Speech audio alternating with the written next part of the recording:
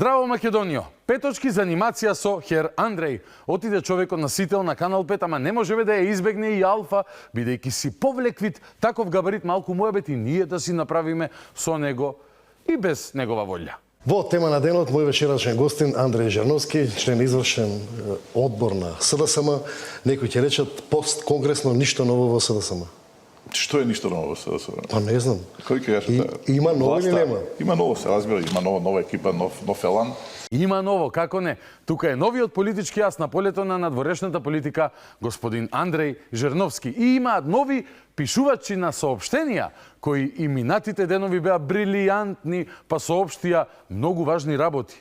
Во соопштението каде е доктор Жан би одговорил: предпоставувам во операциона сала, оперира срца, чекајќи ја тужбата за клевета која Филипче ја најави, ама не ја испрати. Од некои причини овие нови лица решија да се занимаваат и со Скопје 2014, па оној кој беше советник на Никола Тодоров прашува дали е мешање во правосудството ако советник на премиер станел уставен судија, колку што е мешање на ВМРО во СДС тоа што советникот на Нино Тодоров станал председател на СДС. Или на тема уставени мешање, тоа што Ана Павлова Данева, например, екс-пратеничка на СДС, исто така стана уставен судија. Ама нешто да се каже, нели, нов тим, нови идеи.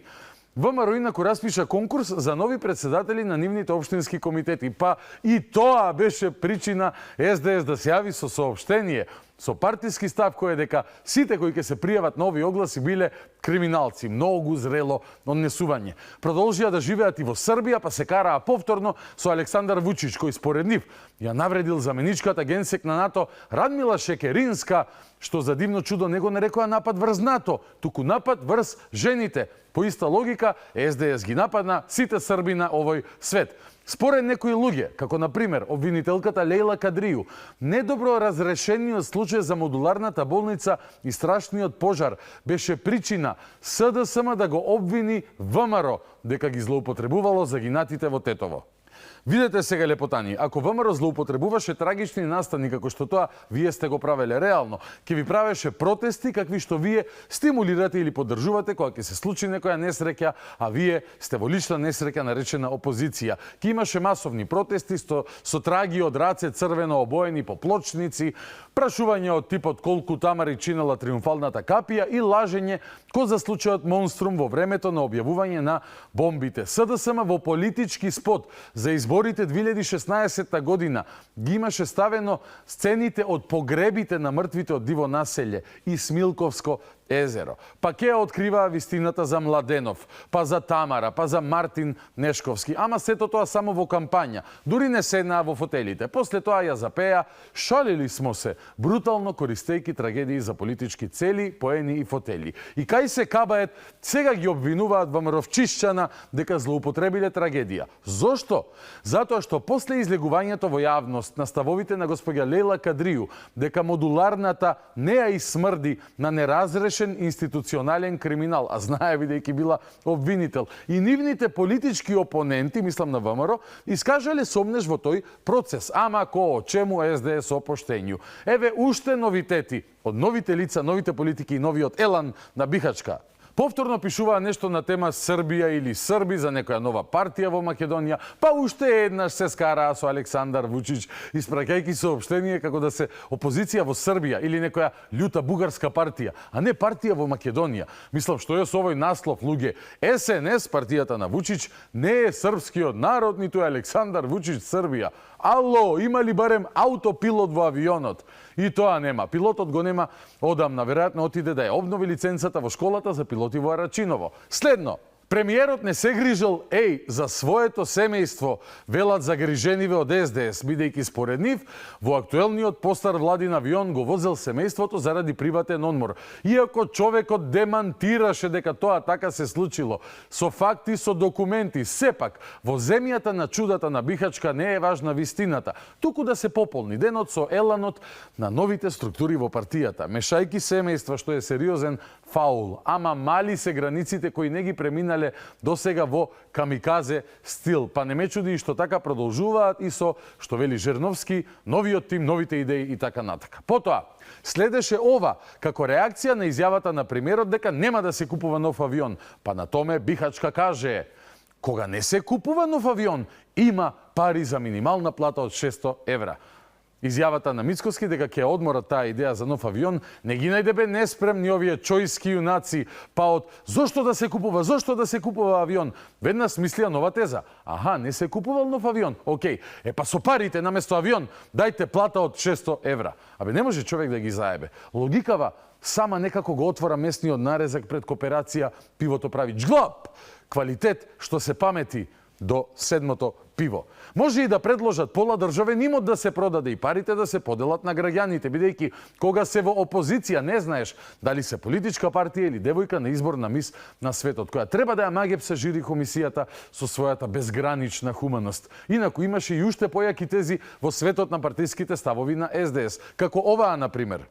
Нападите врз предметите на СЈО се дел од операцијата за враќање на Груевски. Предметите на СЈО ги нападна инаку поранешен обвинител од СЈО, господја Лела Кадрију, во ова студио. Ако мислите дека можеби таа има план да го враќа Груевски, мили мои генијалци, потребна е операција во пределот на мозокот кој се бави со логика. Или затоа што кажа дека СЈО и личело на штаб на СДС, таму ве заболе забот така малку. Дека советници на министри од вашата влада им делеле совети и памет на обвинители кого да вклучуваат во обвиненијата.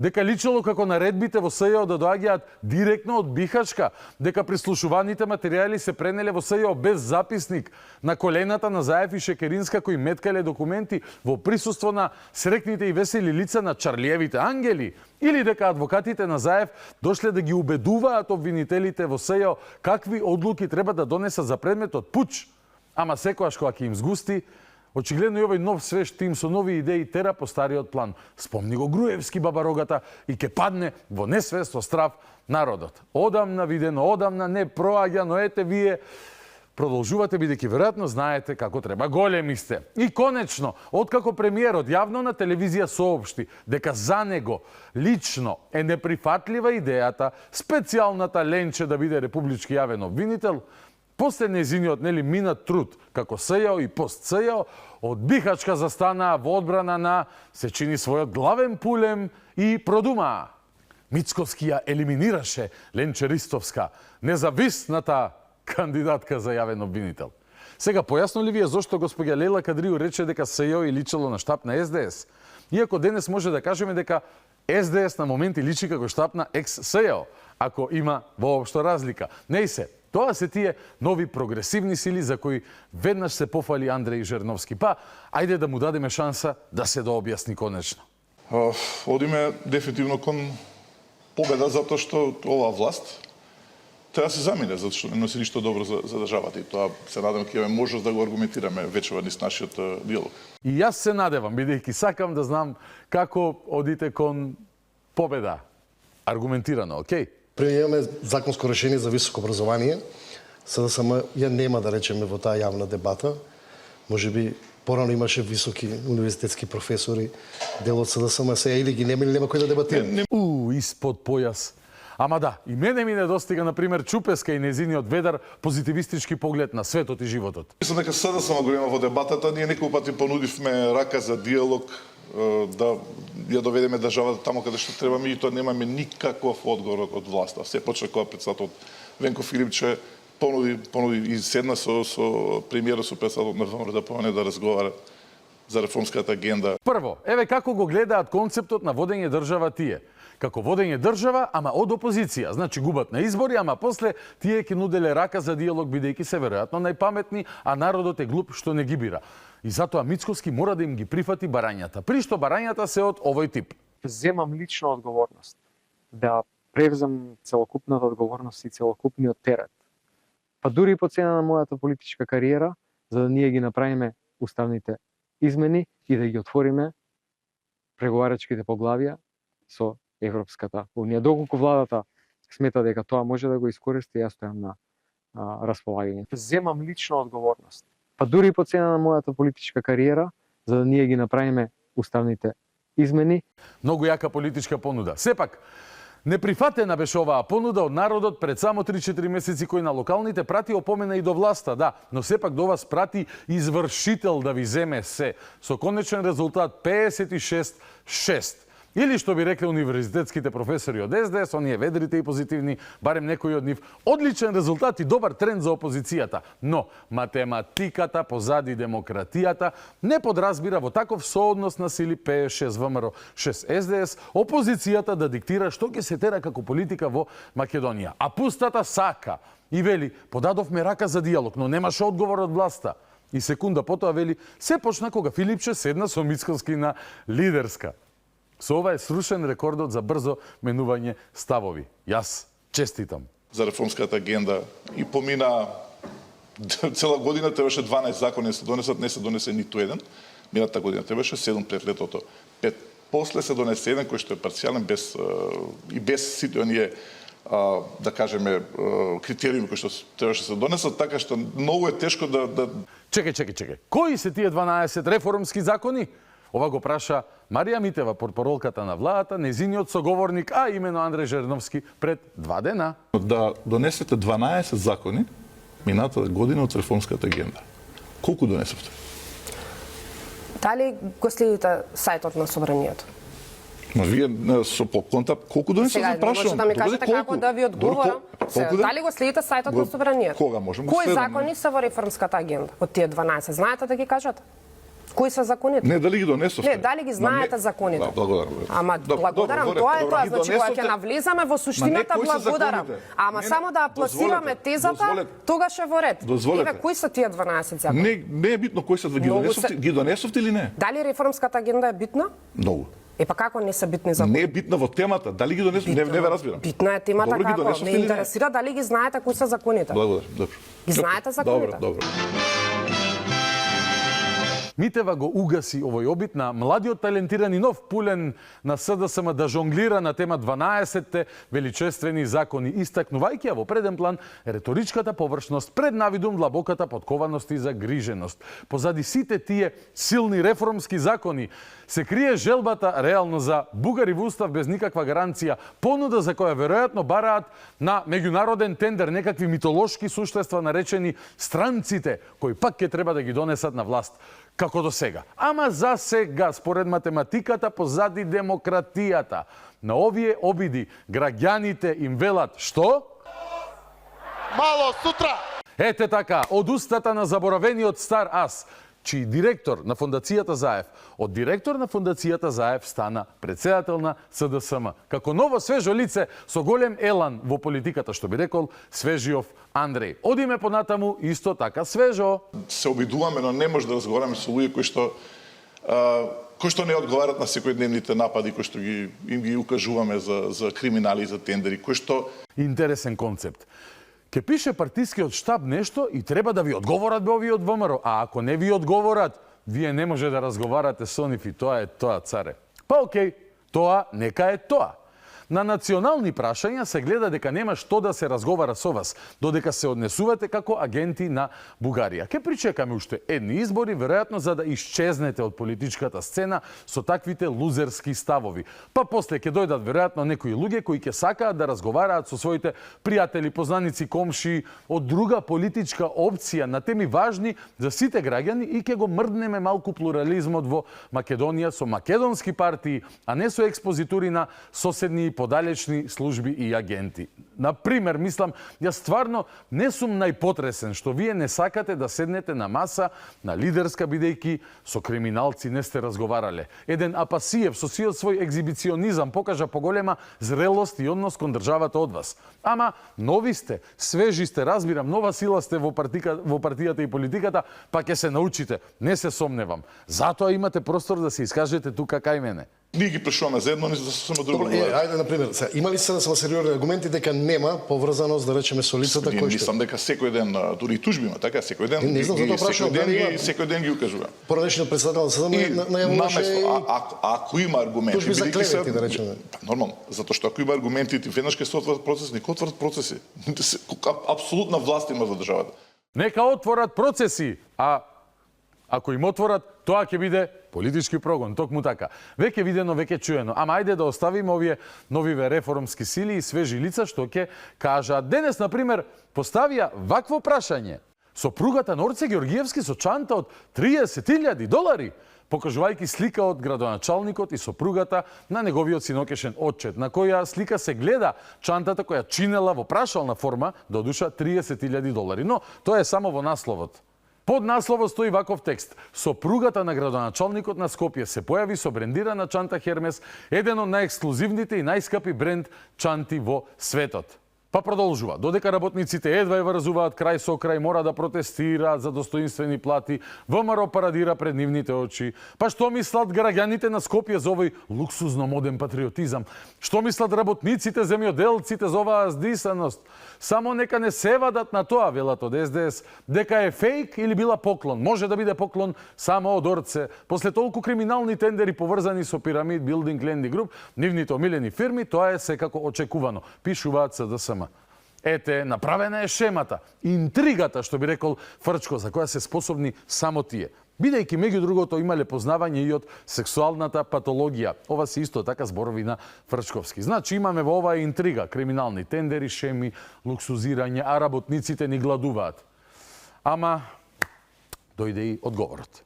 Чантата не е од брендот кој СДС го промовира, не чини $30,000, туку $944 со доказ од страницата на Facebook од македонските продавачи на ваква чанта, точно за $944. И откако го разрешивме овој голем случај со мистериозната чанта, добро би било пак Жерновски да ни каже како не може да разговараат без со власта, бидејќи таа не им одговара на поставените прашања. Патем за тендерите за кои зборувам одговарале и од самите компании кои ги добивале. Но не сака тој одговор. Сака, што би рекол Фрле, интрига. Па народот да се фати на таа јазица и да си рече: арно зборат овие са да вистина кажуваат. Ама вистината уште еднаш потврди дека е како шило, го проби и балонот на новиот тим и свежите нови лица, новата сила, новиот елан во политиките на СДС. Ама ние тука сме бескрајно расположени за давање шанси. Па еве нова шанса на Жерновски конкретно да не убеди дека тие се луѓето кои ни требаат.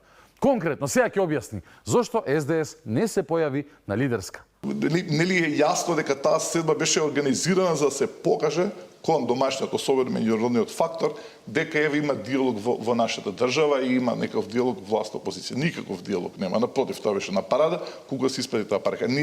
Таа порака. Ние нема да учествуваме, да бидеме алиби на тоа што се случува во нашата држава. Аха, добро разбирам. За мачкање очи на странците било дека има некаков диалог во Македонија. Тоа бил планот на власта за лидерската. Интересно, бидејќи претходно нешто друго зборовевте, бе дечко. Средба со криминалци нема да има. Нема средба за техничката влада. Мицковски е во тесно, му се брза и бара аливи за распишување на предвремени избори.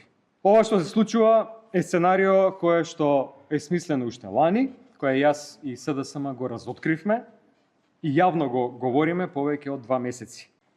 Предвремени избори па мигранти за пари. На власта и се брза да направи избори. Дали се отвори темата за предвремени парламентарни избори? Не. Само толку? Да. Мигранти за пари, избори, затоа била лидерската. Така думаше големиот Венкус на времето. Премиерот и тогаш и вчера кажа дека нема шанса да има предвремени избори. Па сега има нова песна, новите свежи лица на Бихачка. Лидерската била да се симулирал диалог во Македонија. Божем, тоа е грев да има диалог. И божем, СДС ако не се појави, ќе значи дека не дека тие се однесуваат незрело, туку дека немало макар и обид за диалог. Ама таква им е стратегијата. Подлажни си купи ден помини. Дозволете, не сакам да звучам чисто опозицијски, меѓутоа ние повторно гледаме инсталирање на режим.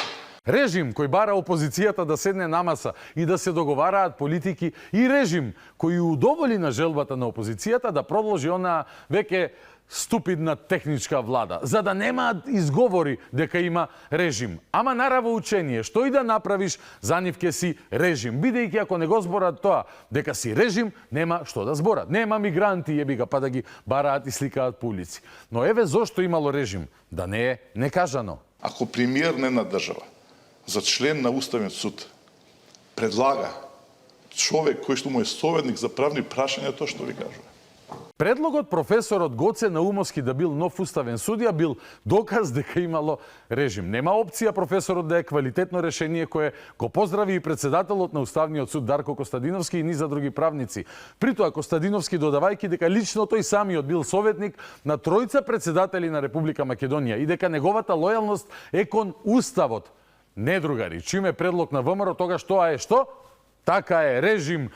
Треба да е предлог на СДС за да не е режим, кратко и јасно. Јас па предлагам да се слуша стручната фела и да се гледаат резултатите од нечија работа. Како што, например, се мерливи резултатите на координаторот за изградба на Штипската болница Андреј Жерновски, кој во 2021 година земал повеќе месеци по 60.000 денари месечно за да ја координира изградбата на болницата. Толку добро ја координираше изградбата, народски кажано, тоа беше една невидена работа за една невидена болница, токму така.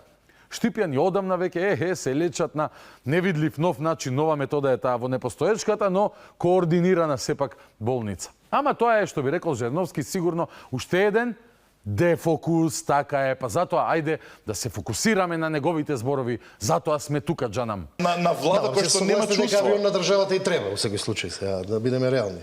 А не треба минимална плата на граѓаните, не треба граѓаните да живеат добро. Не викам дека не треба сега. Ма не смеете тоа да го правите. Не смеете да го правите. Тоа во една ваква тешка ситуација вие да купувате авион со порака не ми е гајле. Како може? И понудивме пакет како да се најдат пари за минималната плата. Не се прифати. Уште еден доказ за немање дилог. Дали во пакетот е предвидено координаторите за изградбата на Штипската болница да не земаат по 1000 евра месечно, бидејќи немаше изградба на Штипската болница? Не сум сигурен.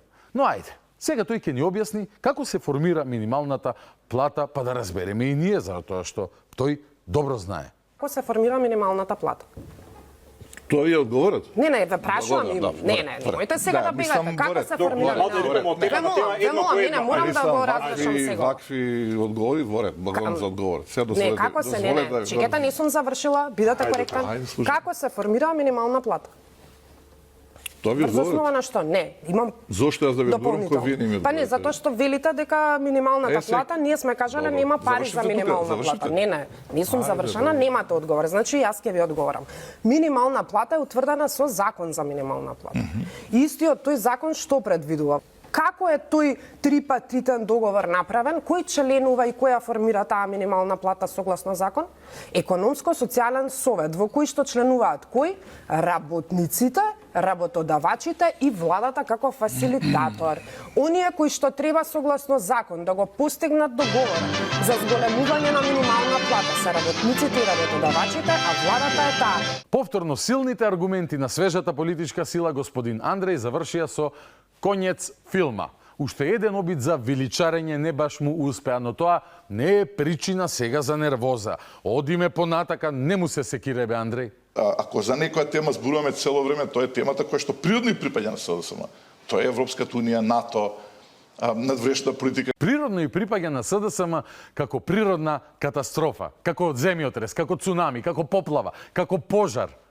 Така може. Така прифаќам дека има природна врска меѓу надворешната политика и СДСМ. Имаме тука неверојатна изолација, само изолација од нашата влада, која што очигледно намерно не сака да се отворат преговорите, да се отворат кластерите, затоа што тоа што значи? Тоа значи Стоп. Тоа значи ако утре ги отвориме кластерите, дека сме ги прифатиле сите барања на соседите. Кои тврдат патем дека не постоиме, јазикот ни е бугарски, пред 45-та сме биле бугари и дека во земјава биле репресирани бугарски граѓани, исто како и пред 45-та. Тоа значи. А сега ти слободно продолжи си. Што значи? Тоа значи воспоставување ред, тоа значи нема вакви тендери една фирма да добива по 20-30 милиона евра и тоа значи дека ќе почнат процеси на прогон за тоа кој го врши криминалот. Бидејќи тоа не сме да се дозволи, затоа нема да се отворат тие поглави. Аха, разбирам. Владата лаже дека штити национални интереси и бара изговори за да не отвора поглавија и кластери со ЕУ, со цел ЕУ да не ја контролира нејзината работа. Добро, добра теза. Може ли да ја сепак провериме, например, со бугарската председателка Илијана Јотова, која ден пред твоето интервју на Сител телевизија, твоето интервју, изјави дека е загрижена бидејќи Македонија барала како да го заобиколи првиот кластер во кој се човековите права за кои тие измислуваат дека сме ги кршеле и дека нашата влада се обидувала да започне со другите поглавја кои се многу поспецифични. Тоа го вели Илијана Јотова, председателка на Бугарија. Како и дека Бугарија немало шанси да се согласи на ова.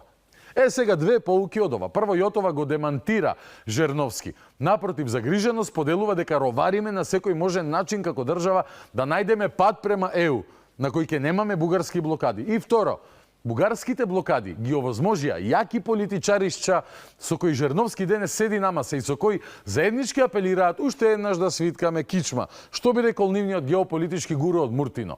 НЗС и на Јотова и на Жерновски е тоа што бараат итни уставни измени кај нас. Како заклучок. Барем едно НЗС, може имаат повеќе, кои да ти кажат. Имаш ли уште нешто да споделиш со нас, мајсторе? Ние да влегуваме, нема да потреба да добиваме унгарски кредити, кои што, како што вели извештајот за Македонија на Европскиот парламент, всушност се кинески пари. И тука доаѓаме до судирот на Мицковски со САД, кој што нели беше во периметрот. Вау!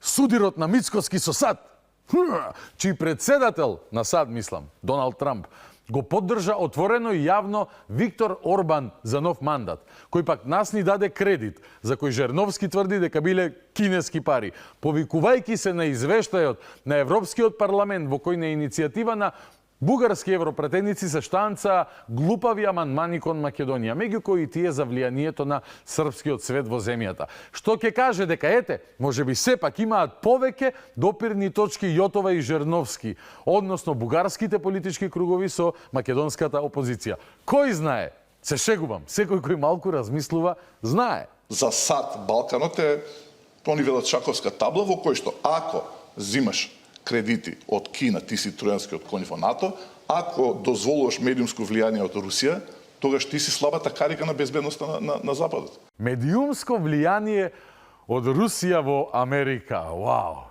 Сигурно оние мигранти од Британија што дојдоа кај нас работат во тие руски медиуми во Македонија. Сосема е логично, нели?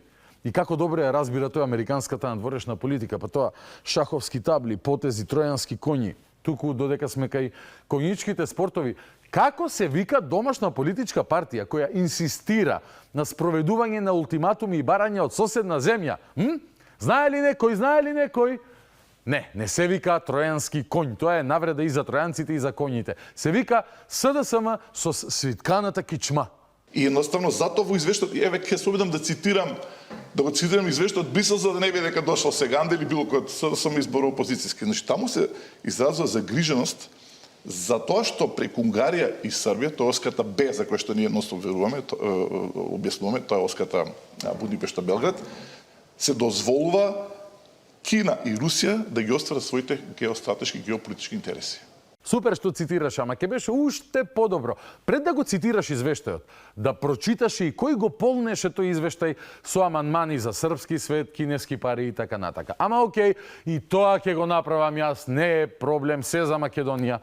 Па така, во текст на порталот Независен со наслов кој ја стави Македонија во српскиот свет, во извештајот на Европскиот парламент, стои дека Андреј Ковачев од ГЕРБ и хрватски парламентарци кумувале на оценката за Македонија како дел од српскиот свет.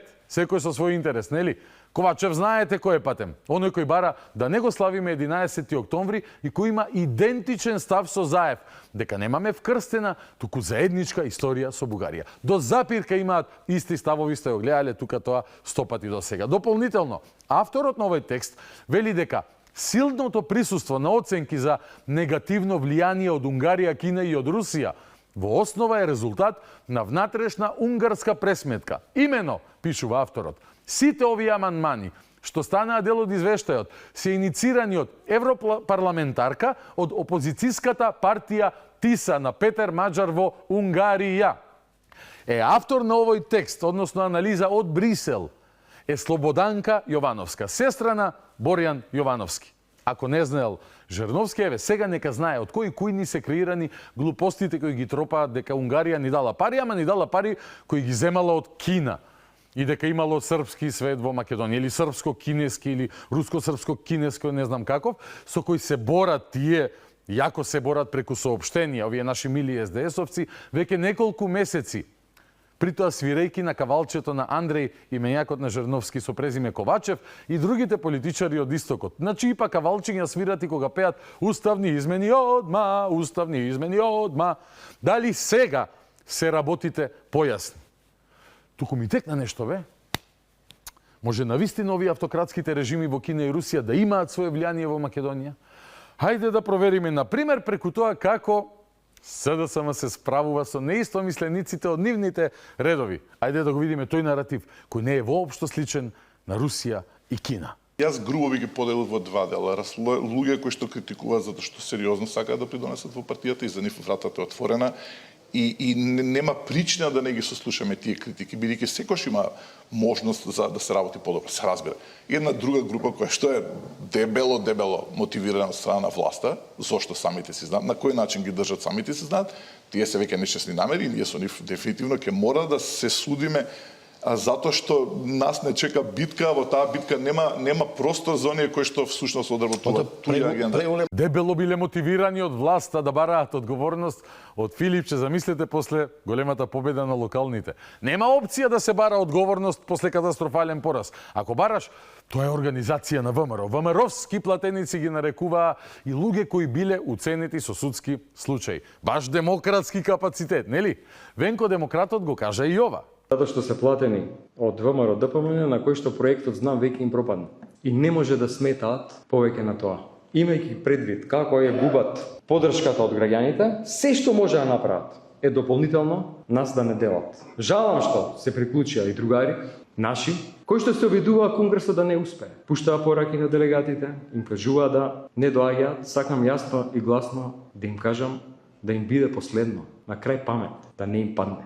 Не да направат нешто, да помислат нешто, да направат против партијата од која што добиле се. Да им биде последно, на крај памет да не им падне, иначе Кина и Русија ќе влезат во Македонија. Па може да научат и некоја лекција Ши Жинпин и Путин, лекција по демократија од ова разјарено бикче венче. А сега, малку лекции на тема државата, тоа е тој. Не станува збор за мене. Ние не можеме да работиме еден против друг, тоа е невозможно. Кој да работи против нешто, работи против партијата. Со тоа во оваа ситуација и против државата. Ја нема да го дозволам. Тоа внатре-партиско роварење, делење заради нечии интереси кои што да знаете. Ако не сте знаеле позадината. Тој проект е повторно, како проектот знам, платен од ВМРО ДПМН. Не станува збор за мене, вели, ама ако работите против мене, работите против државата, односно сака на моја публико. Ако сте против уставните измени по Терк на Софија, вие сте против Македонија. Според оваа первертирана логика и чудна состојба на умот на Филипче, кој во меѓувреме ќе ве плаши со Кина и Русија без гајле. Тоа е идејата за демократија на Бихашка во моментов. А на тема авторитарни режими, еве уште една лекција, која Деновиве Кајландов во неговиот подкаст Претрес ја раскажа поранешниот врховен судија Ристо Катевеновски. Во моментов вие овдека во Претрес отворено кажувате дека Јанкуловска според вас како судија од кариера е осудена за Мерцедесот и лежеше 5 години затвор за дело кое што не можело да биде сторено и не е сторено, односно нема докази. Во никој случај. Во адвокати дојдовте откако судскиот совет во 2020 година ве разреши од позицијата судија на Врховен суд. Доаѓа предмети од СЈ. Еден од предметите падна кај мене, за Јанкуловска. Го видов предметот. Немаше никаков доказ. Значи за злоупотреба на службената положба треба да имаш доказ. Или треба да имаш штета или корист. Не се исполнети овие два елемента, нема кривично дело. Излеговме на судење, јас не го извадив тој предмет, причини што треба да се размисли за овој предмет, бидејќи јас не потпишувам дека треба да се потврди. Јас слушнаа тие што беа на судење, моето мислење го слушнаа. За еден ден после ова моје кажано мислење, ме разрешија за случајот Кочан. Можам да сватам дека по секоја цена мораше тој предмет да помине или тој предмет бидејќи од СЈ? Прв дојде. И треба да помине, така. Се покајавте ли можеби што се решивте тогаш на таков чекор па ве разреши? Не. И денес када повторно се најде предметот за Јанкуловска во ваши раце, не само за Јанкуловска, за било кој да е. Правично судење. Ти си зачудено ме гледаш. Вака е како што ти кажувам. Ете, така се судело и се работело во Кина и Русија. Пардон, во како до сега периодот на СДС и ДУИ и во времето на СЈО, кое на вработените обвинители во него, како на пример на Лейла Кадрију, им личело како да е штаб на СДСМ. И од тој аспект, може и да се согласам дека имало влијание на Кина и Русија во Македонија, во начинот на владење на минатата како до сега власт. Ете, и Жерновски да е во право за нешто. Сега одиме на разговорот во студио. Имам еден искусен новинар, доаѓа прв пат тука и со него за нешто се согласуваме, за нешто не. Ке дознаете зашто. Следи интересен разговор. Останете со нас. Започнуваме веднаш.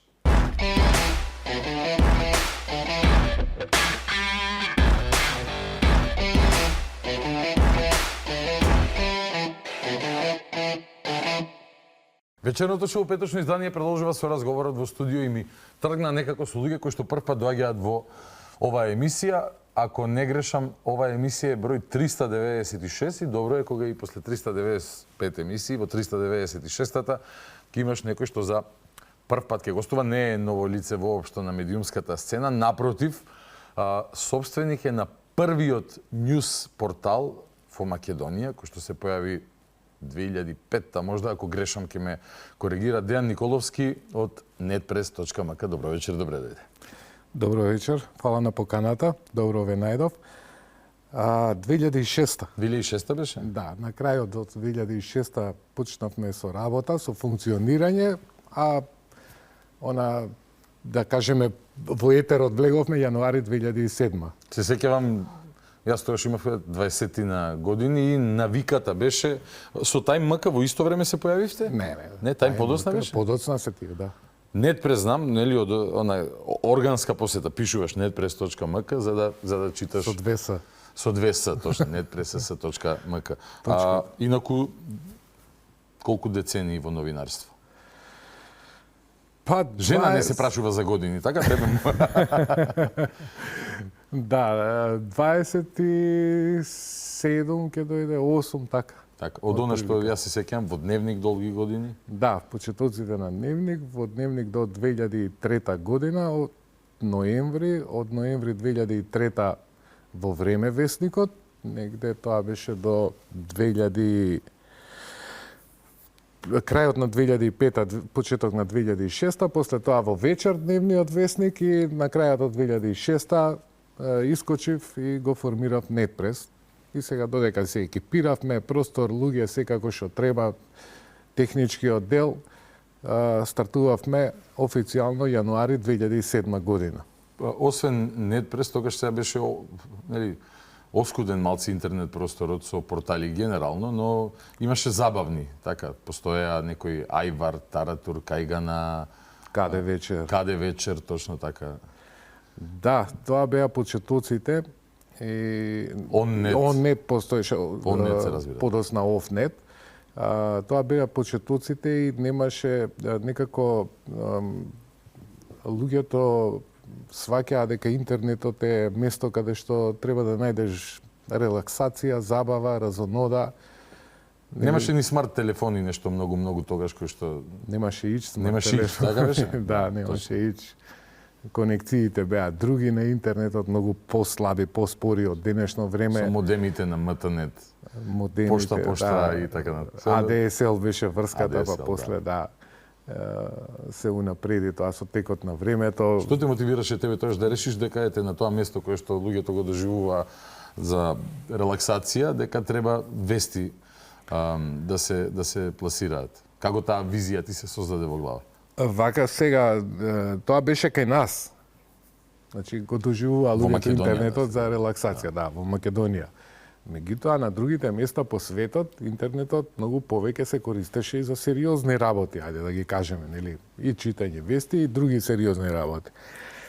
Сега, тргнувајќи од тоа, дека треба да се унапреди кај нас, нели? Дека треба луѓето да почнат да ги читаат вестите, ако не повеќе, барем агенциски на интернет, да имаат побрз пристап, побрзо да бидат информирани.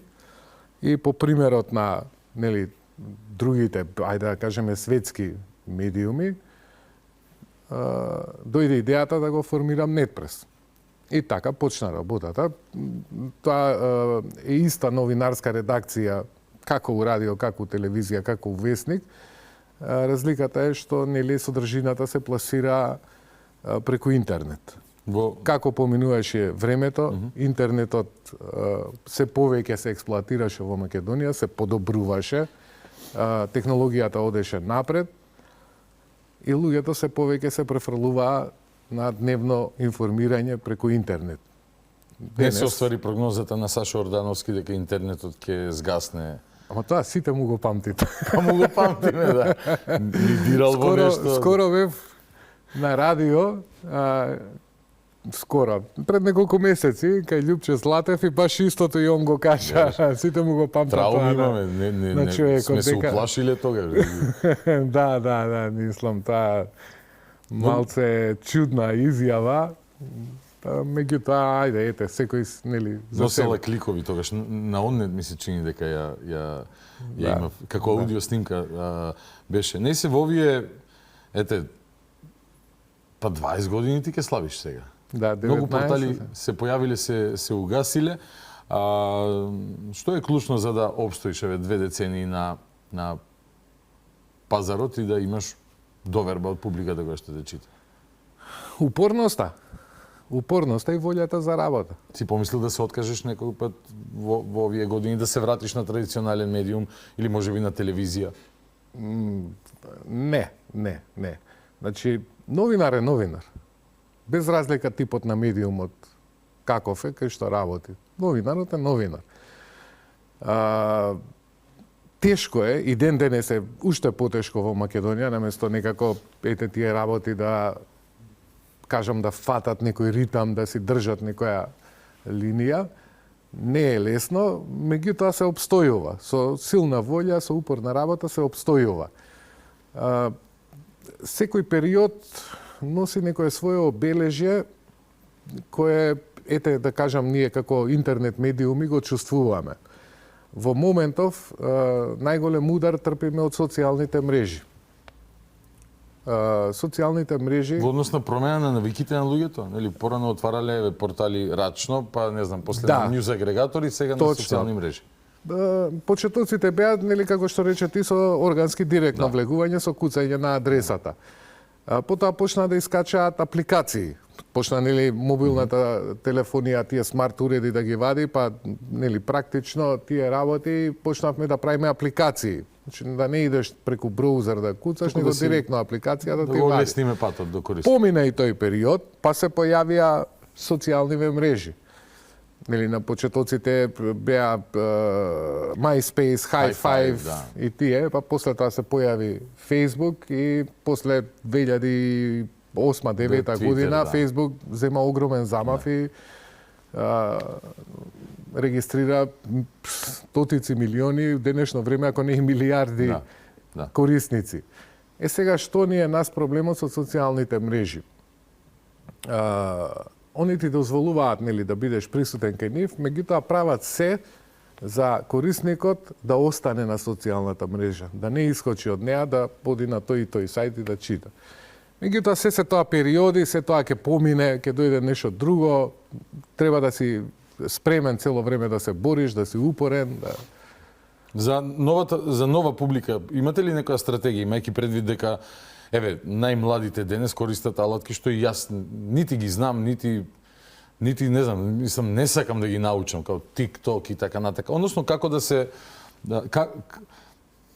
прво да се информираат младите дека треба да бидат информирани, дека треба да трагаат по информации, да истражуваат. Нели, парадоксот на новото време е што сега се ти е на дланка, а сепак многу луѓе живеат во апла дезинформации, во теории на заговори и така натака, или па живеат игнорански. Повторно интернетот го доживуваат како место само за забава. На крајниот ден од кој што сака нека прави, но медиум како медиум, нели веројатно треба да размислува како да допира до новата публика. Истото важи и за мене, и за телевизијата, и за мојата емисија. Вака сега немој да кажуваш не сакам да научам. Признаваш дека си остарел. Да, како Дени Гловер во... Да.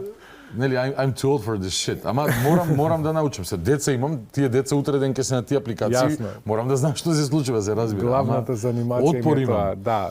Јас имам 3 сина, најстариот ми е 21 година, средниот е 16, најмалиот сега 10 ке прави. И ги следам, нели, како они се развиваат во тој поглед. Телевизија гледаат само on demand. Користат уредиве, нели, лаптоп, еве големи овде, речеме, сем за учење и за ред други работи што му треба. Точно, младите се највеќе присутни на Инстаграм и на TikTok. Пак се тоа социјални мрежи со корисници. Пак ние, зборам интернет медиуми, имаме проблем и тоа уште поголем, затоа што тие две социјални мрежи па уште повеќе не ти дозволуваат да искочиш од нивната рамка. Значи да се пренасочиш на друга интернет страница, да прочиташ нешто или да видиш. Се да биде тамо. Сега, тука доаѓаме до моментот дека и самите тие социјални мрежи се еден вид медиуми.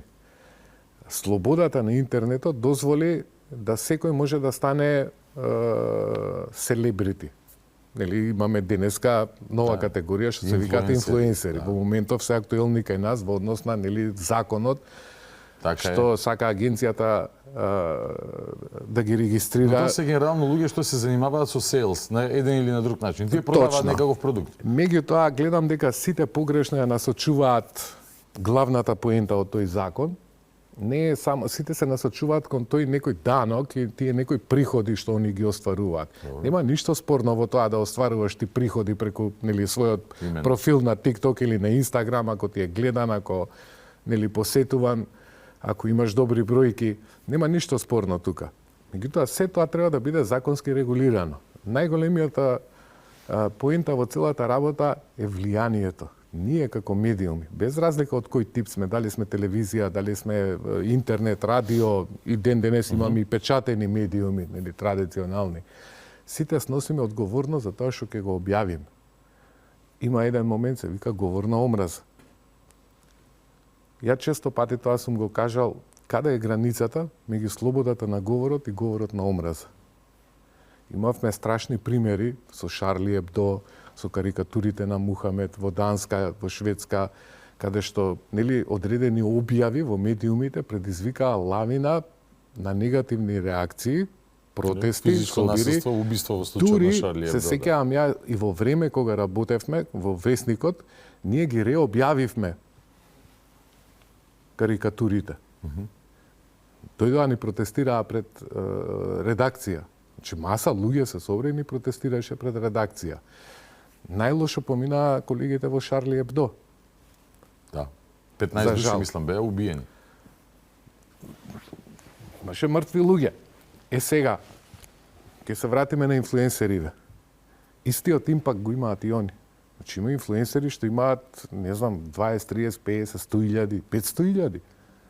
Значи, тоа е маса на луѓе.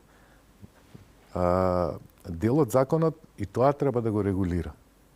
Значи, влијанието во јавноста.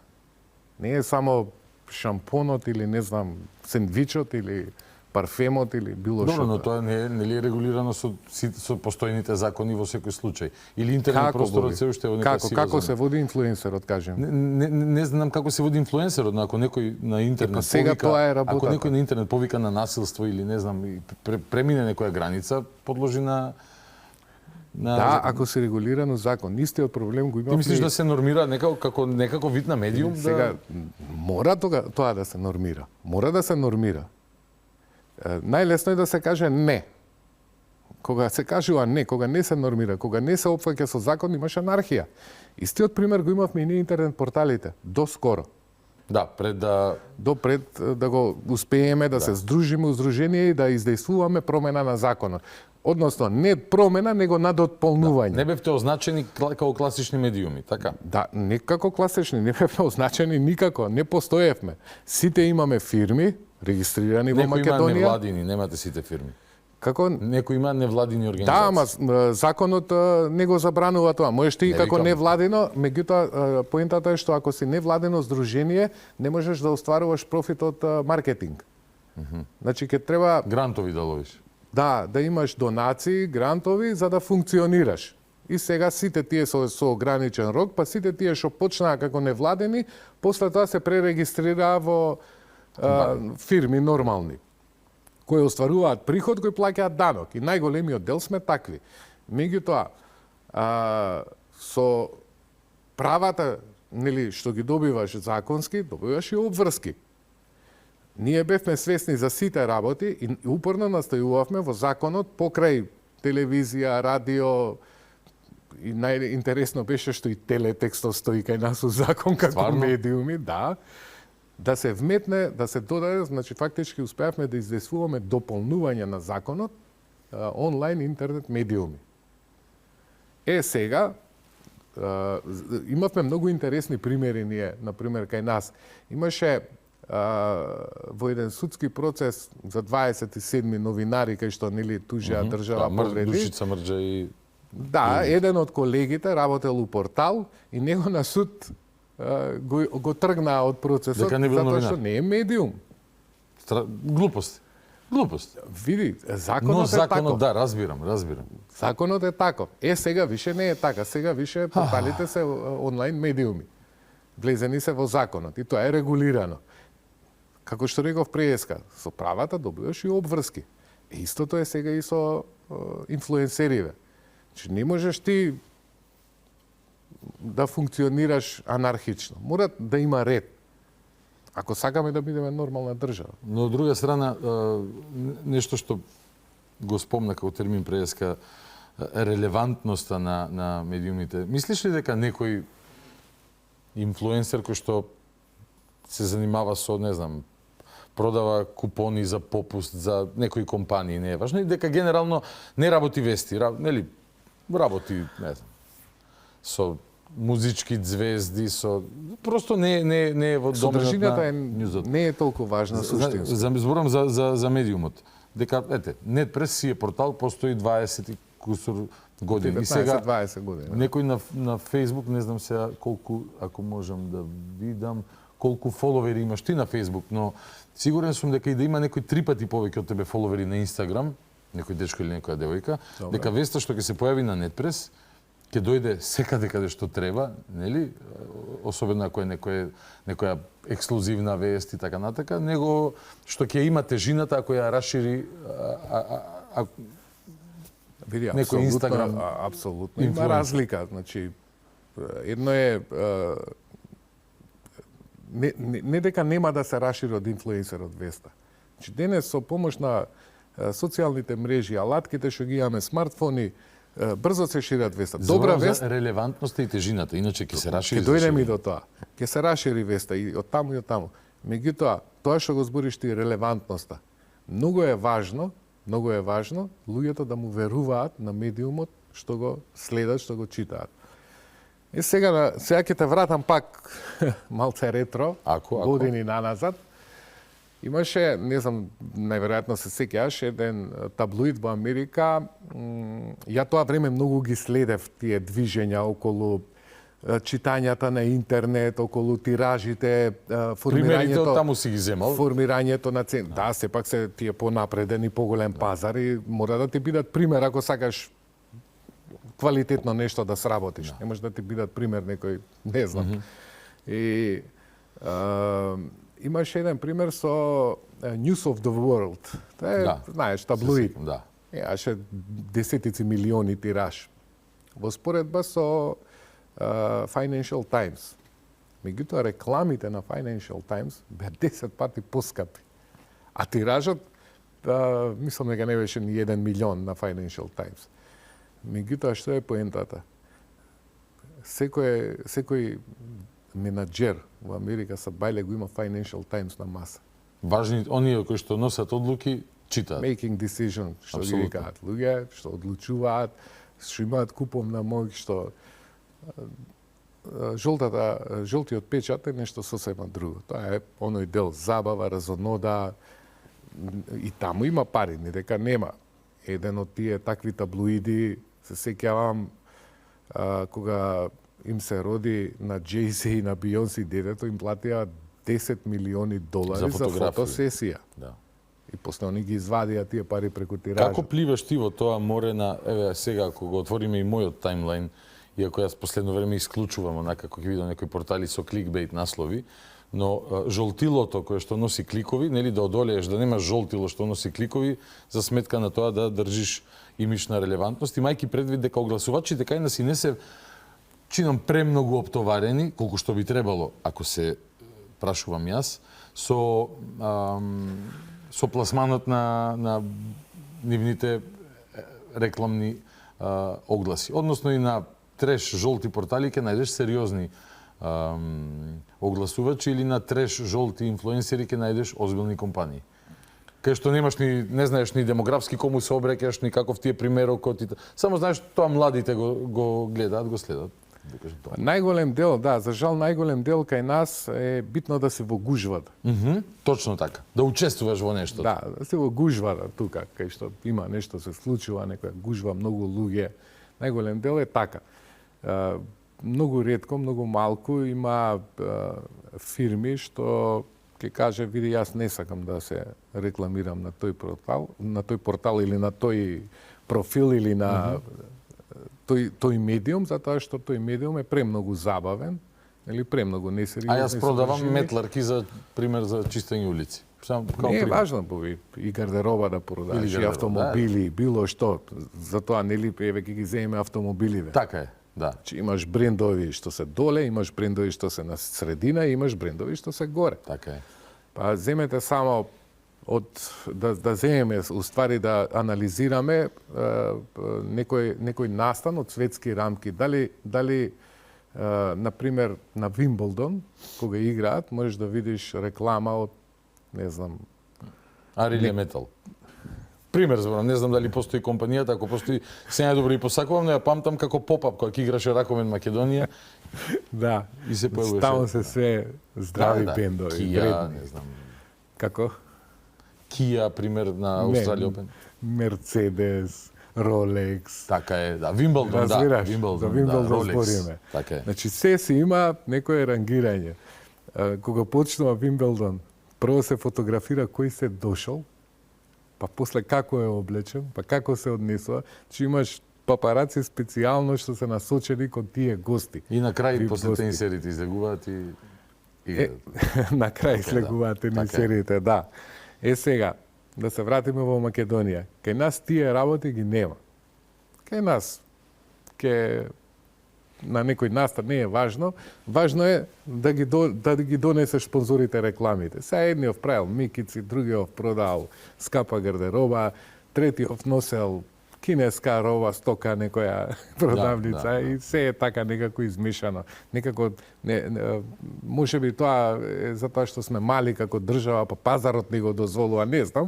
Меѓутоа многу ретко се случува она ти што ти беше уствари прашањето за нели кој каде колку разумно местото во рекламирање. Бидејќи на крај на денот, нели, од рекламите, односно од продажбата на маркетиншкиот простор зависи и обстојувањето на медиумите, а без квалитетни медиуми, нели, губи општеството.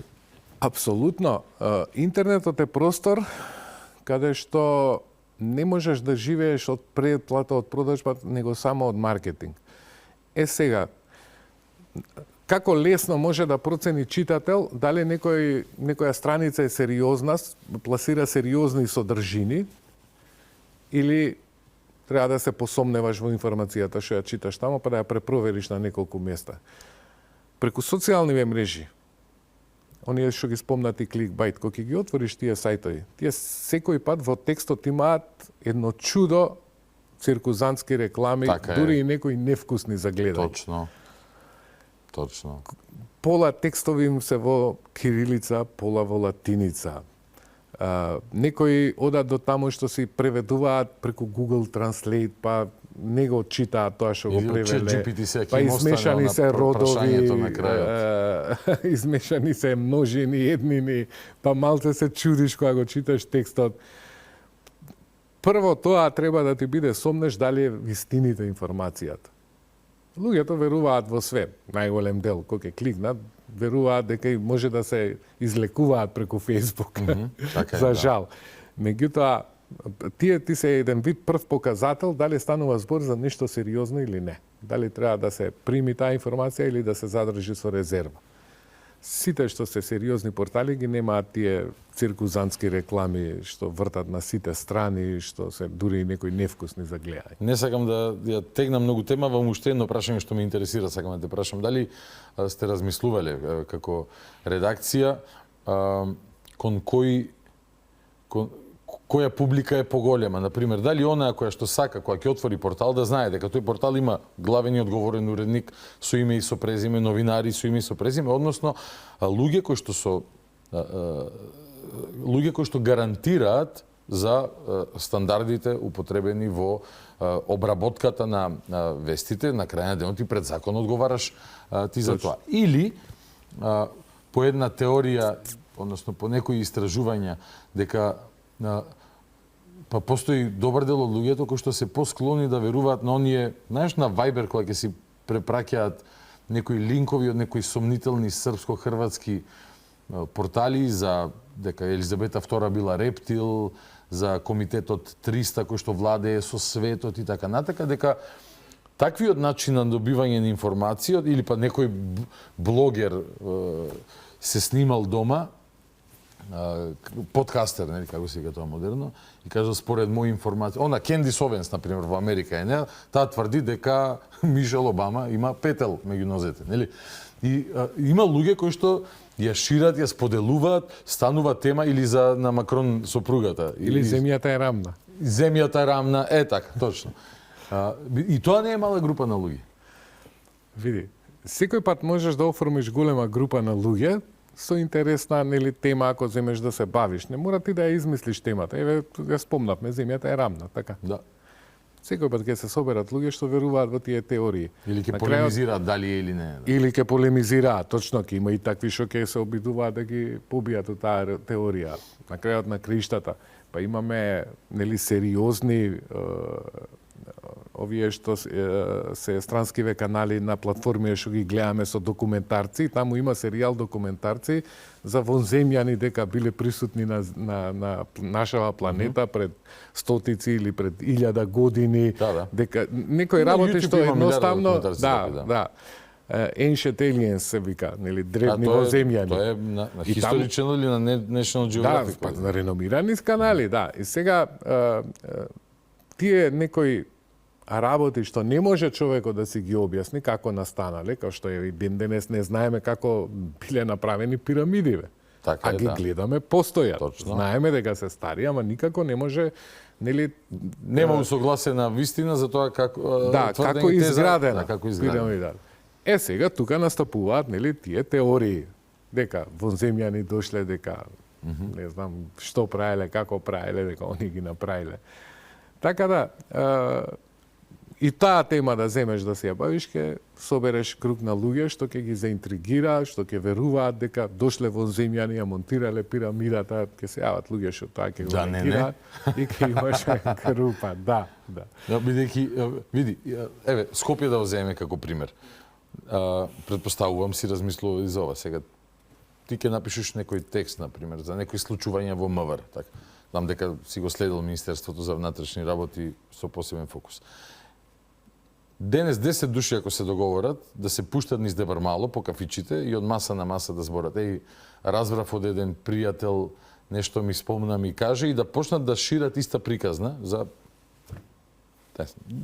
дека некој вонземјанин во МВР чува во таен сеф материјал кој што Мосад ќе се обиде да ни го украде со помош на американските маринци и од Иран ќе дојдат. Некоја таква прича. Научно-фантастична. Научно-фантастична, дека за месец и пол таа приказна ќе почнат да ја зборуваат, пола град ќе почне да зборува таа приказна. Како, кој е повлијателен медиум во тој случај? Ние, класичните медиуми или... Ние сме нација што веруваме на кафански муабети. Дека ние берза теравме со кафански муабети, акции, купуваа, продаваа луѓето на тој основ пред некои 10 години. Значи, види, знам ја, мој човек ми кажа, седел на маса сигурно, до тој и тој. Да, приказната ќе се склопи и луѓето трчаа, купуваа акции од одредена компанија на македонска берза. Тоа време нели помина, ама се сеќаваме како беше. Е сега, таа доктрина најдобро си ја користат политичките партии.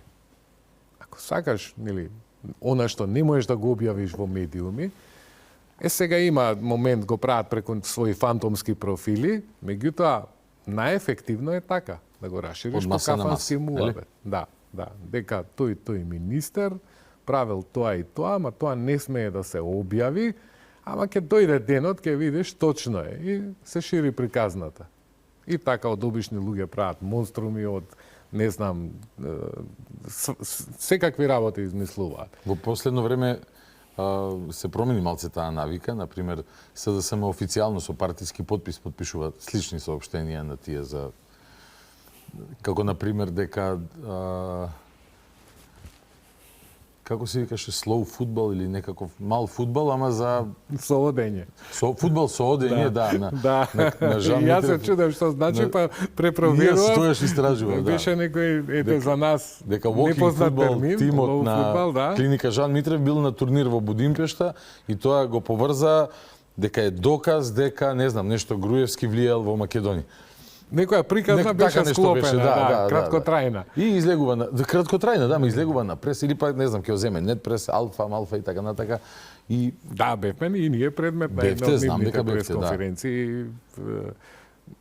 Е основно правило политиката не се расправи со медиуми. Не знам што да кажам. И Нетпрес и Алфа простоеле пред Филипче да го измислат во СДСМ. И ќе постојат и долго откако ќе ја заврши кариерата. Без разлика, он е во моментов прв човек на таа политичка партија, утре друг ќе дојде, не дека ние нешто лично имаме против него. Ние само се што сме објавувале во однос на неговата професионална активност, односно лидер на политичка партија. Така да, првата грешка си ја направија. Се не знам од кои причини и побуди, отворено, јавно се искара со дузина медиуми, со новинари, не ми е јасно зашто тоа го прави. Не само тоа се искара, него бараа кавга со Александар Вучич, председател на Србија, бараа кавга со Виктор Орбан, премиер на Унгарија, излегуваа со некои соопштенија, не знам дали ги фатите, Алфа ТВ против Трамп поради статус на Драган Милосавлевиќ.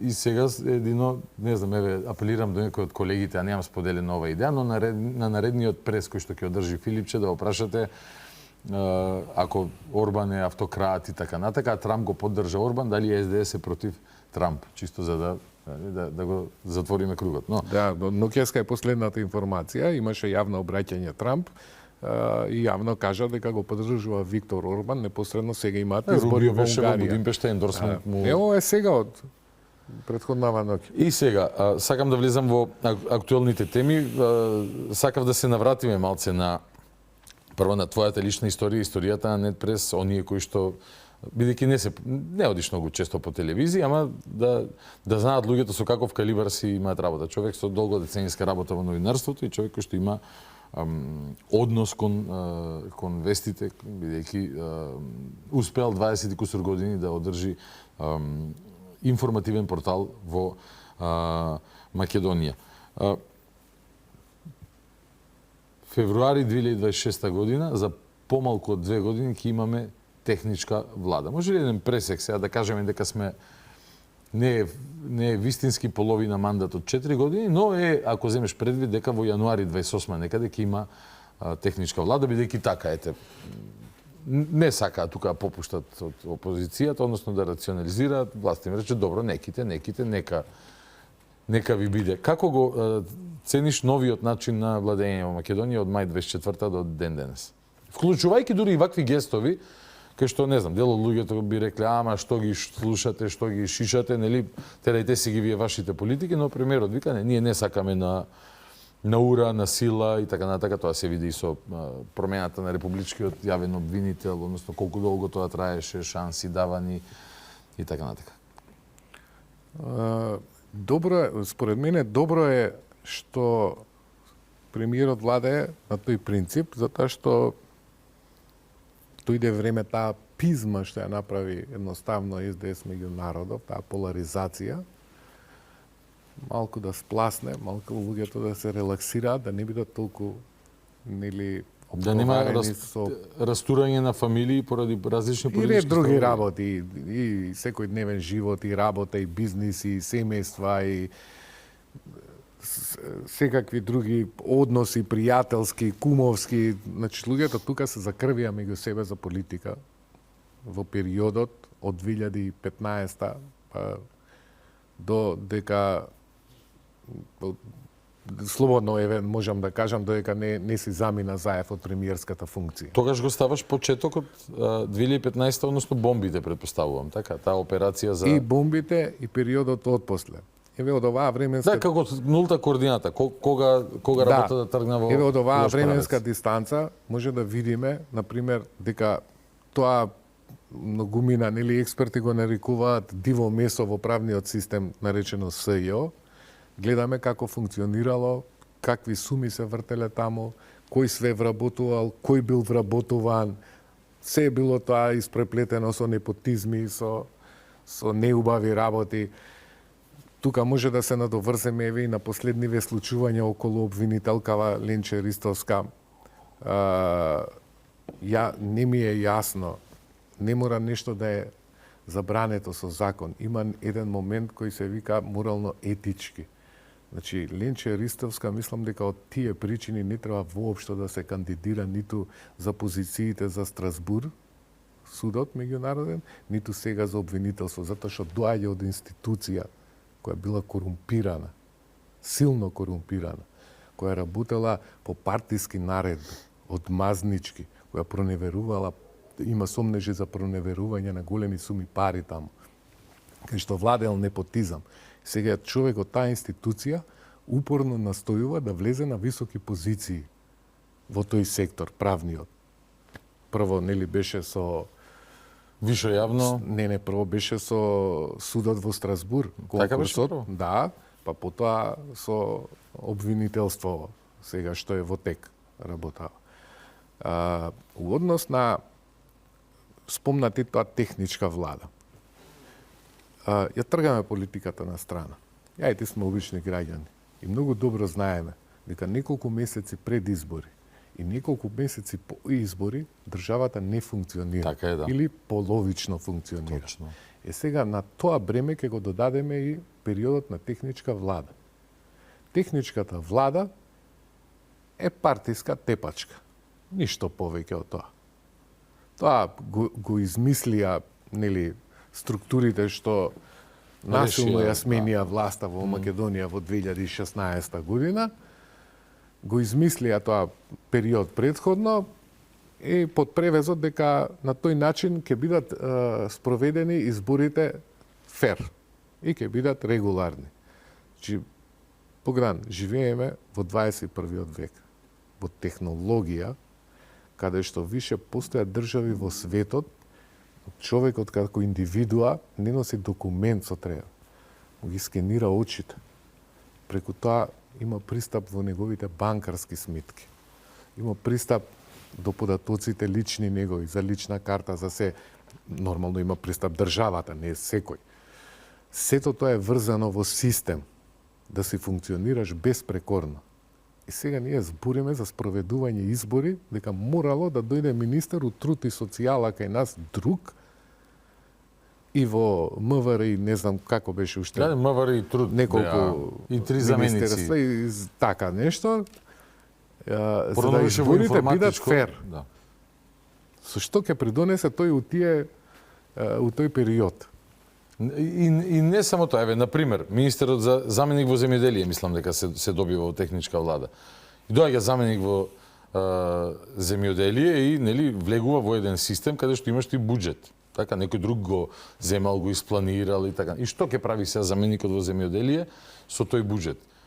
Ќе го контролира министеров дали буџетот што го испланирал ќе го исплати како што ќе го исплати, па ако како да ти кажам, смешни сме.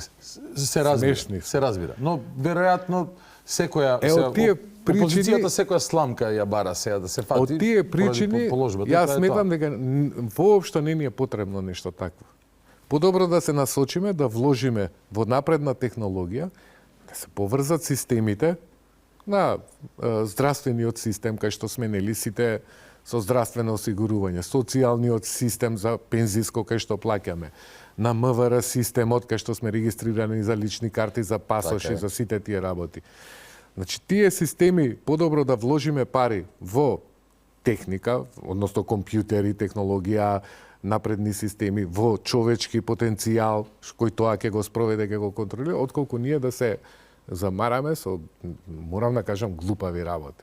Назадни. На крајот на денот, види, мене ми е многу помирна главата од кога се воведе фингерпринт системот на избори. Тука веќе не може да го манипулираш. Тоа ти го зборувам ја. Утре тој фингерпринт ќе биде скенај. Така е. Така да тука завршува таа приказна за кражба на избори и така натака. Но не се, што ти е мислел за техничката влада, ете, прифатено име од премиерот и тоа е тоа. Утре пак ќе го прифатиме. Меѓутоа не е далеко таа иднина кога тоа ќе сватиме самите дека е непотребно оптоварување, ништо повеќе. Сакам ти прочитам вест објавена денеска во 10:57, не вест, тоа е партиско соопштение на СДСМ. Вели, Мицкоски ја елиминираше Ленче Ристовска, независната кандидатка за јавен обвинител. И сега тоа е едно мало чаршавче надолу, која била професионалец со интегритет била и така натака, му пречела, so on. Сегова што значи дека партијава става чадор врз Ленче, си ја признава за своја, или ако во наслов става дека е независен обвинител, готово тогаш. Извинете, добро, чуме независен. Нисмо знали да е независен. Од гледна точка на обичен човек, апсолутно добиваш впечаток дека партијата се ставила више рака на таа личност. Ја форсира од нели нивни познати, за нив познати причини за нас, не знам. Не е важно. Со таа соопштение само дополнително лошо и направиле на жената, ништо добро.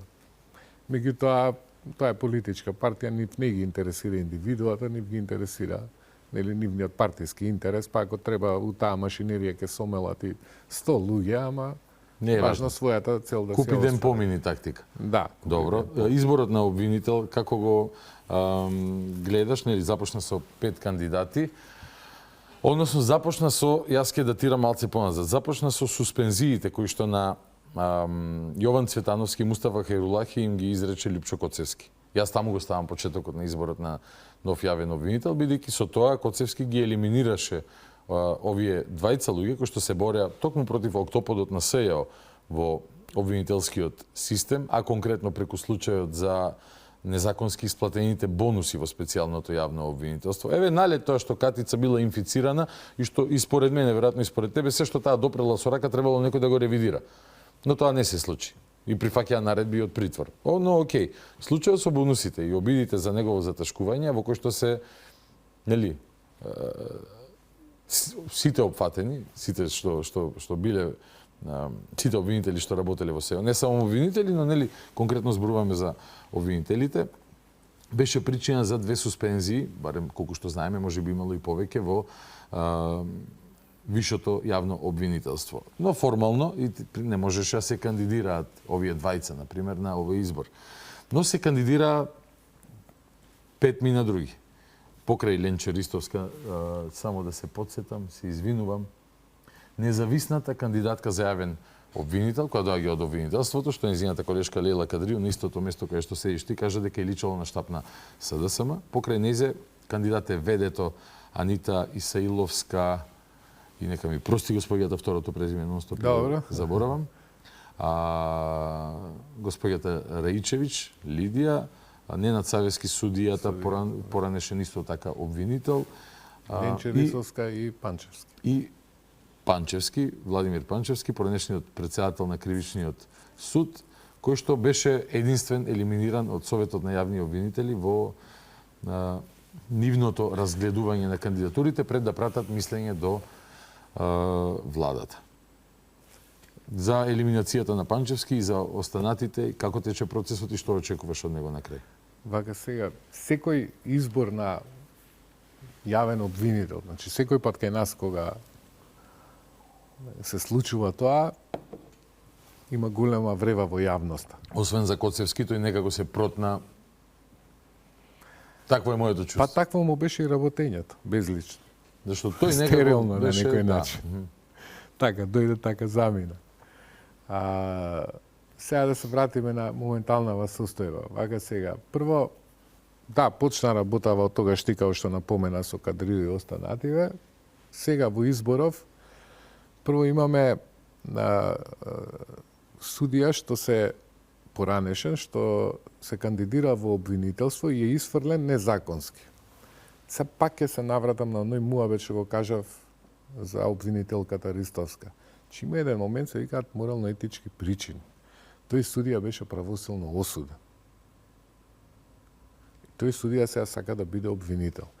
Ако он смета дека судскиот процес му бил монтиран или не бил осуден со доказ или ако има проблем по стапката, има инструменти како тоа треба да се го докаже, се исчисти себе си. Е на Страсбур во моментов Владимир Панчевски. Да, меѓутоа мора да се ја почекаме таа пресуда. Јас како обичен Тој не е граѓанин елиминиран поради тоа. Не, знам ја поради што е он елиминиран и он се извади документ, дека доказ, има континуиран дека е неправедно елиминиран.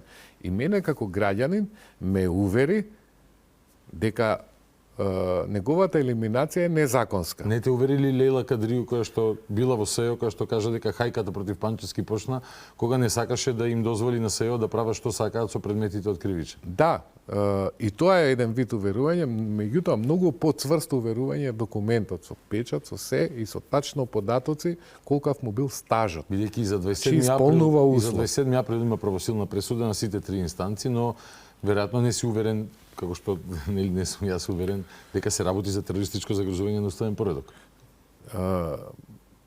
Една работа е кога ги работиш тие работи како новинар, ако си директен учесник, а друга работа е кога ги гледаш како обичен човек. Секогаш се ставам, нели, прво во таа улога. Ако сум пишувал ја за тоа, ако знам тој што рекол ово и какви се документите, се ставаш во улога на обичен граѓанин да видиш тежината на доказите што ги имаш за таа работа, впечатокот кој ќе го имаш. Значи, за да бидеш ти обвинител, да го гониш криминалот, не може да си осуден, Боби. Ако си неправедно осуден, докажи го тоа.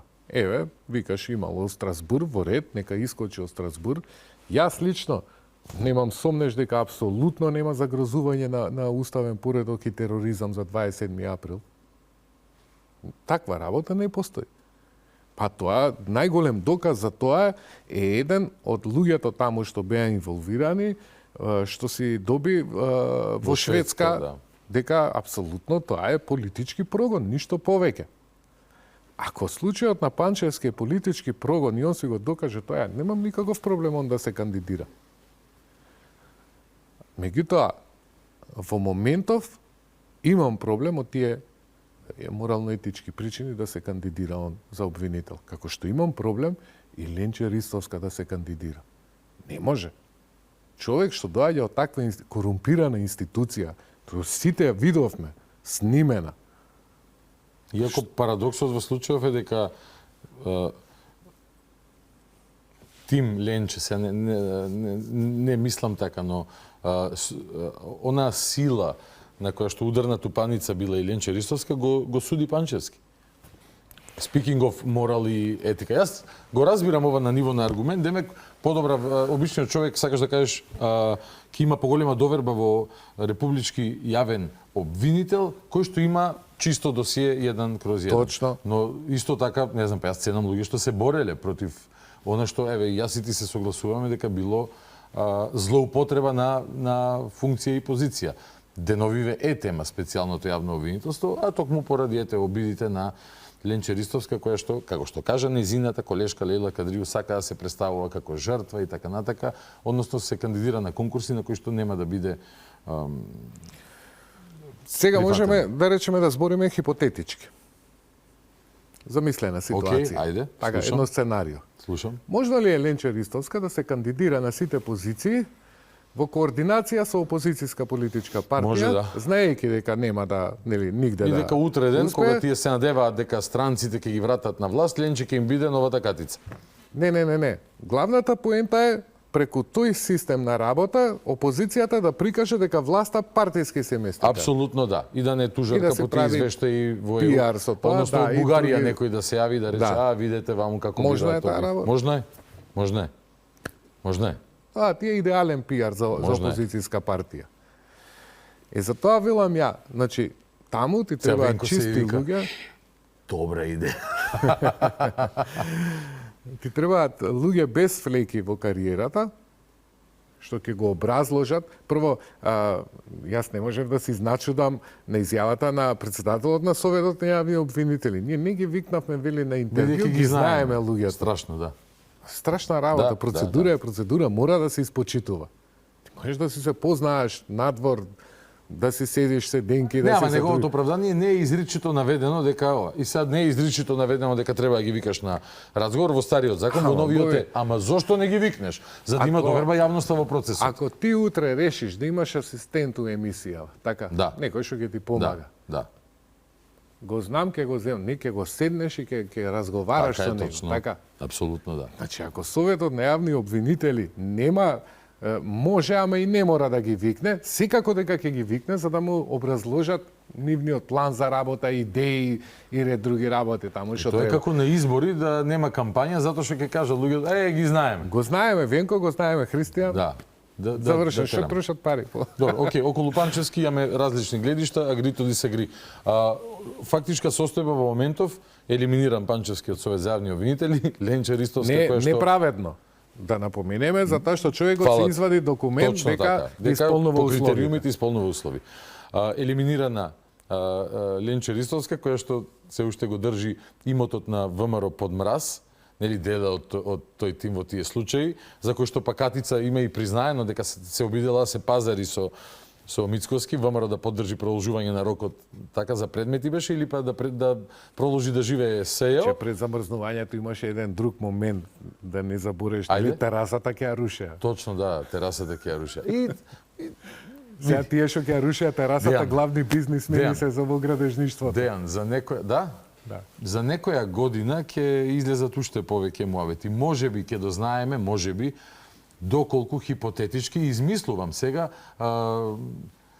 некоја или неколку или некои од тие обвинители барали и добиле илјадници евра, десетици илјади евра, можеби и стотици илјади евра пари рушвет за некого да вклучат, исклучат од некои случаи. Можеби тие луѓе кои што можеби се иселиле од Македонија од како го платиле тој рушвет, можеби еден ден ќе проговорат за тоа и тие дела не застаруваат. Можеби. После оваа моја измислена приказна да продолжи. Сите имаме кујни дома, сите имаме плочки у кујни. Така. Ке се тропка по Треба да се некои тропне. плочки. Да, добро време е сега да Треба да се тропне. види на тие на кои што им лепела раката, не им лепел лепакот, нека размислуваат за себе на крај на денот. Можеби и поради тоа сакаат да имаат позиција од која што ќе може да глумат жртви. Не си. Јас само си измислувам сега во ова сега што кажав. Нели ништо не знам за ова. Фикција. А? Фикција. Фикција, браво, фикција. И во тој фиктивен роман, нели, можеби и ти си чул такви некои фикции. Така, се е возможно. Остануваат тројца кандидати. Актуелниот ВД, Рајчевиќ и Ненад Савески. Ке има ли владата простор после 6 месеци, значи, после 6 месеци, не година и пол, бидејќи наредната техничка влада е јануари 28. Ако за 6 месеци од изборот на нов републички, кој што веројатно ќе е за, не знам, 7 месеци, не ги знам роковниците, но предпоставувам дека во рок од месец дена ние ќе имаме нов обвинител. Може би и побрзо, дај Боже побрзо. При што тој нов републички обвинител нема да има премногу време да се ушалта во системот, бидејќи неговата работа според мене, за 6 месеци мора да биде жестоко оценета. Чекај, имаш тројца кандидати, од кои едниот е судија. Тоа е така. Двајца се од обвинителство. Тоа е така. Па што им треба ушалтување? Кога се од таму, внатрешни луѓе. Добро, во ред, ама Чекај, сега, не можам да се сетам тоа, размислам цело време. Не знаат тие што се случува со сите Ке те вратам еден чекор назад. Ајде повели. Во однос на кандидативе, него имаше Панчевски судијата објавено на својот Facebook профил пресуда во која тврдеше пресуда дека он судел сопруг на една од кандидатките. Не, туку на една од членовите на Советот на јавни обвинители. Сопруг на членка на Советот за јавни обвинители, кој што Совет него го исклучува од... Така. Таа е влезена сега... Не, таа е само член на Совет што ги бира, нели? Не е у комисија. Не. И се уште треба да биде тамо? Чинам за даношно затајување беше. Не знам, искрено не. Пресудата, мислам дека беше за даношно затајување. Не ги помнам деталите искрено, не знам, но да, во нормална земја, веројатно во таква ситуација викаш, окей, поради фамата што се дигна во јавноста, бујрум оставка, како ова од ДКСК, што беше Ристовска и така натака. Но, нели, ние се стремиме да дојдеме до состојба на понормална држава. Стремиме 20 кусур години никако да дојдеме. Точно. Затоа е многу важно новиот републички јавен обвинител, ки има избран од оваа власт. Ке го нема комодитетот да лека по лека функционира, зошто? Бидејќи се тука ќе е и јавниот притисок кон власта. Не викам дека власта ќе притиска обвинителот да работи, но да работи, да, селективно, апсолутно дозволи ми не. една минута, сега нешто да ти кажам, и во контекст на обвинителиве, и во контекст на други сегменти од општеството. Секој дневно кај нас се наметнува како проблем партиското вработување. Мора да разбереме дека тоа не е проблем. Партиското вработување не е проблем. Кога дојде Трамп сега вториот пат и првиот и секој претходен председател. Секој министер е партиски вработенец. Okay. Не, друго сакам да ти кажам. Значи вика администрацијата се ја носи со него. Зашто го прави тоа? За да му тече работата според она што му е во програмата и испланирано. За кој што гласали луѓе. Сега, не е проблем ако обвинителите кај нас ги бираат партиите, тие што се на власт, затоа што ги гласаат. Во некои земји ги назначува премиер или председател на држава. Ги гласаат у собрание. Што значи тоа? Не може да помине кандидат што е од спротивна политичка опција. Така е. Или што навива за спротивна политичка опција. Или не е ни една политичка комбинација. Не е страшно што претходниот, сегашниот, утрешниот обвинител ќе го избере партијата што е на власт. Најважното е тој да биде професионалец и што викаат луѓе да се брка работата. А дали е он член на ВМРО, апсолутно, пошто у моментов е ВМРО ДПМН на власт, вчера било по закон СДС, не сме, и дали е член на СДС, или по закон не сме. Не сме. Ама што значи тоа? Тоа е проформа, Боби. Се согласувам. Но членството е проформа. Се согласувам.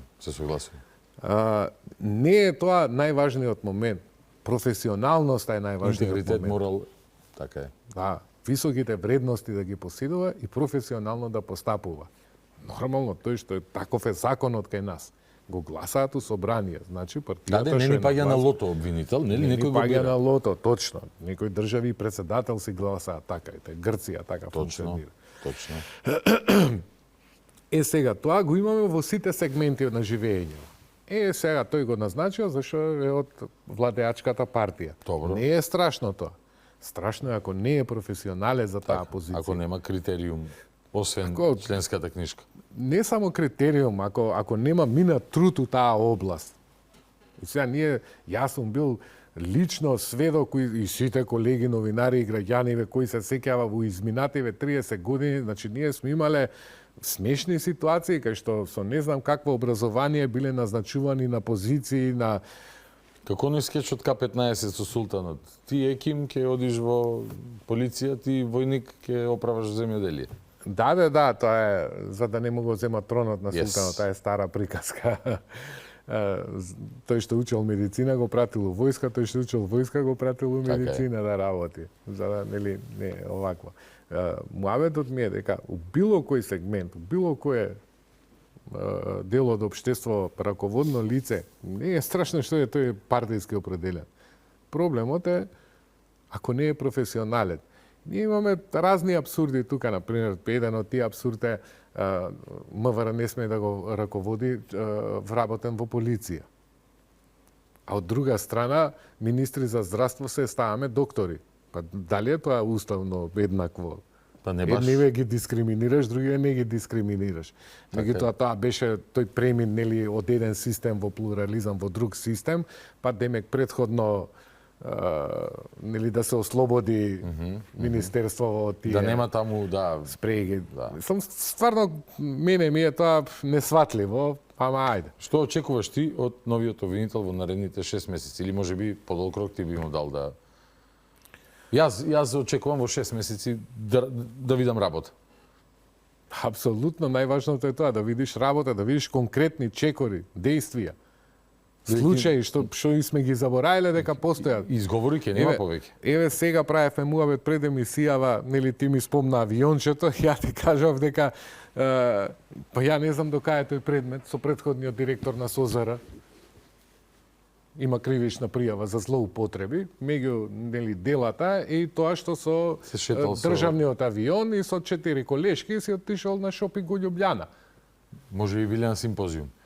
Види, он после имаше јавно дека тоа била тест возење на авионот, пробно, не знам што знам. Што не зема назвена едно тест возење до... Ама ја не сум видел кога ги тестираат автомобиливе, нели краш тест која им прават и други тестови, не гледам унутра 4 луѓе седнати. Може и самиот пилот да го истестира. Па апсолутно, тест возење, не знаеш дали ќе слеташ, дали ќе полеташ.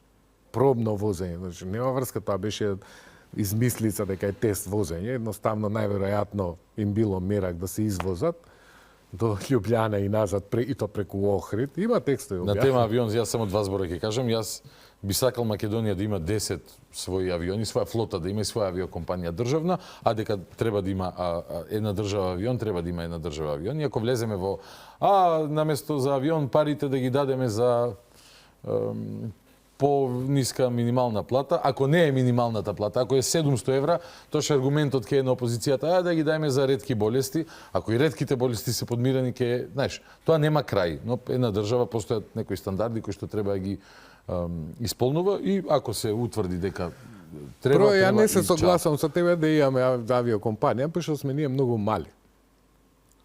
Таа е скапа играчка, претпоставуваме га, не и си.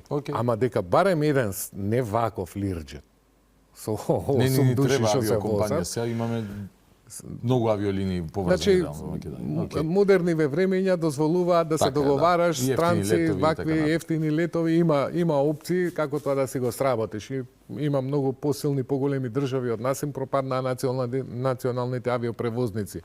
Ете, Унгарија мале нас не ни пропадна, нас ни падна, за жал. Ајде да не се навраќаме на негови работи. Муабетот ми беше дека мора, не треба, него мора да имаме едно летало, државно, репрезентативно, кое што ќе го користат, нели, тие што во моментот се раководители во држава, менаџери, премиер, председател, си има таму таа како што го возе и Мерцедесот. Сега, например, мене ја ти кажав, не ми е јасно што е аферава со авионче. Не знам. Се возел премиер, се возел вице-премиер, се возел председател. И? И? Например, да. Не се возел директорот на СОЗР со 4 колешки. Така е, да. Како пред некоја година. Не разбирам што е проблем. И не се возеле до Ниш. Значи, има таму листинг, се гледа кај се возел, што се возел.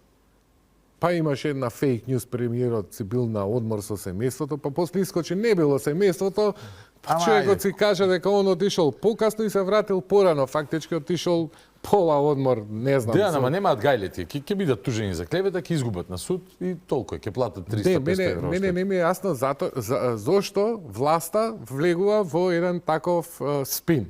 Непотребно. Мислиш дека не треба да на таа тема да... Што има да се... Значи, ние имаме многу поважни работи на кои треба да обрнеме внимание. Добро. На крајот на краиштата. Таа господинот Јован Донев го напиша баш у денешната колумна на Нетпрес. Авионот е прашање на национален интерес. Безбедносен. Да, ама пак ли за Мерцедесот ќе разговараме? Немам јас што да разговарам дали треба или не треба да се набави нов. Тој авион го купија после несреќата на покојниот председател Борис Трајковски. Го купија половен. А од тогаш има 20 и колку, 1-2 години. 23, така? Или 22. Налет авионот. 10 минути до крај. Очекуваш ли новиот обвинител може би да се позанимава и со модуларната болница во Тетово? Мора да се позанимава, Богдан. Не само со модуларната. Како пример ја. Набавки на респиратори од Бразил, од Еквадор, од кај беа у време на короната, нели имаше објави за тие. Модуларната болница. Случајов не знам до кај со господинов Рашковски. Не знаеме уште како заврши што тој случај, до каде. Ова сега што го збориме со директоров предходен на СОЗР со авиончево, значи неговиот предмет е неколку милиона проневера. Марихуаната? Марихуанава е најново сега, тоа значи е од вчера се сеќаваме. Значи има и предходно случаеви. Ред има толку многу што у моментов и ни ја ни ти да седнеме брейнсторминг да правиме 30 минути нема да се сетиме на сите. Еден озбилен случај кој што ќе биде проблематичен случајот во Пулс, кој што ќе го наследи од Коцевски, за кој што огромен дел на представници од правната фела, голем дел, не огромен, да не измислувам бројки, не знам точни бројки, но многу правници кажале дека е преробусно, дека искреиран, односно дека не може под исто обвинение. Сам зборувам за оние 2%, ќе останали 2%, ќе паднат на 1,5% или ќе се дигнат правично горе и паралелно и за жал ми е искрено за судбината на семејствата, таму ќе страшна работа е Пулс што ни се случи. Пострашна немало историја на Македонија. Се тие чекаат правда, ама каква правда ќе дочекаат? И тоа ќе обврска на новиот обвинител. Точно. Не е тежок тој одговор ти што бараш прашање што ти е дали ќе остане на 2%, ќе падне или ќе скокне. Се знае, ако има работа, ако има човек што професионално со интегритет и авторитет ќе се ја тера работата, ќе се качи тој 2%. Ако имаш некој како сегашниве, ќе остане и ќе паѓа надоле. Тоа е одговор. Не е опција за никого. Сега, ја и ти, што може да направиме од тоа што јавно може да зборуваме за тоа? Па добро, тоа е доволно, тоа е нашата работа, јавно да зборуваме. Критиката се кажува. Тоа е нашата функција, токму јавно да зборуваме. Сега, ако ние добиеме обвинител што стварно ќе си работи професионално и како што треба, тоа одма јавноста ќе го препознае. И одма тие 2% ќе станат 4, па 6, па 12 и ќе иде нагоре. Наша работа е да коментираме, Ленче Ристовска, која за себе вели, избор на државен обвинител мора да биде по квалитет, а не по подобност. Тоа е незината реакција, откако премиерот вчера ја исклучи од трката. И сега таа тврди дека ја кажав, јас се сомневам во нејзиниот квалитет затоа што доаѓа од корумпирана институција СЈО. Да. И немам дилеми околу тоа, не може да разговарам повеќе на тоа. Тоа е тоа што ние можеме да го правиме во суштина, тоа што треба да го правиме.